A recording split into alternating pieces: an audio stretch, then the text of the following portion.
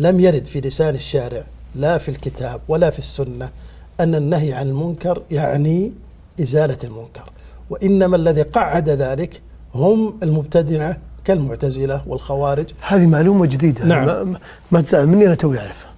يعني أنه الآن مو مطلوب أنه إزالة المنكر، لا بل إن تفسير وشرح معنى النهي عن المنكر وإزالة المنكر، وأنه يعني إزالة المنكر إطلاقا، هذا بحد ذاته هو انحراف عن منهج السلف الصالح في مفهوم النهي عن المنكر.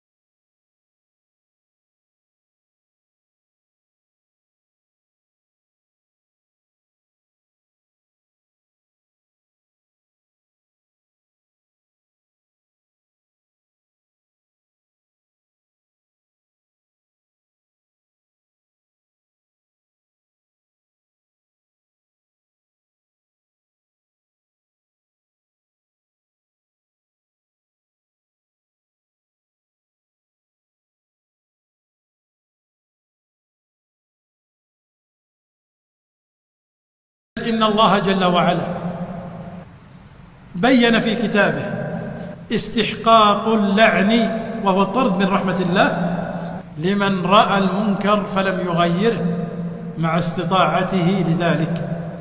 قال الله: لعن الذين كفروا من بني إسرائيل على لسان داود وعيسى بن مريم ذلك بما عصوا وكانوا يعتدون كانوا لا يتناهون عن منكر فعلوه.